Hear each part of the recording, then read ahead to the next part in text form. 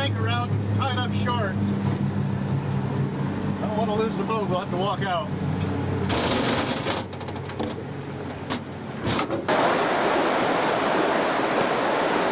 Where are we going, Walt? To the general's cabin.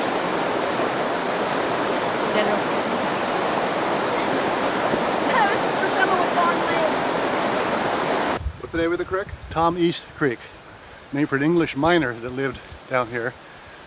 But this cabin was first built by Glenn Wooldridge, who was that famous river guide, and he sold it to a couple of generals during the Second World War, and all of you are too young to remember that.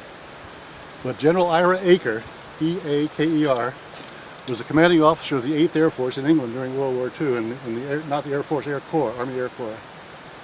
And his buddy, General Carl V. Tooey Spatz, went by Tooey all the time, T-O-O-E-Y, also was with him, and they bought the cabin from Wooldridge, and eventually Spatz built another cabin across the creek, the river. Another guy, General Huddleston, built another cabin across there. So they call this the Eagle's Nest, because only those that bird colonel rank or higher could come up here. Nobody else was allowed to come up here. And so they would come up here and they'd fish, and when they weren't fishing, they'd either be clearing the rocks off the bar down here to make a landing strip, because they come in by air sometimes, sometimes come up by boat, and when they weren't doing that, they'd be playing poker.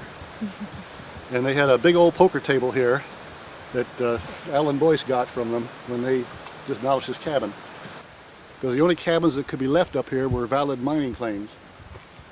Until that time, the Army and the U.S. government had said, don't touch these guys, they're generals, they've earned this. This was after the war. They've earned to have this place, don't take it away from them. But as soon as they got too old to come out here or died, then the government came up and said, it's not a valid mining claim, they burned it down.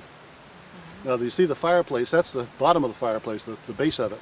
The fireplace was on top, so they were obviously built on stilts down there, back to a little lower stilts back in here. They built this airstrip down here and people would fly in here occasionally, or they come up by boat. And these two generals figured, well heck, if those guys can come up here by boat, we can do it too. So they had a boat built. Wow. The first trip up, they hit a rock and camped Tacoma Rapids. We'll be going through that a little bit. That's one of the toughest rapids on the river, below Blossom Bar. And they wrecked their boat. They were stranded on a rock, and it was getting dark and it was raining. But as luck would have it, Rule Hawkins came down in his boat and rescued them. From then on, they always hired professional guides to take them up the river. That's a good idea. What year was that? Do you know about? Probably about 47, 48, 49, wow. Somewhere in that range. Wow. They were some interesting characters. And Brushy Bar, of course, was named because it had burned nothing but brush all over it. And then the trees took over, and now it's a beautiful park. And there's a ranger station over there, too.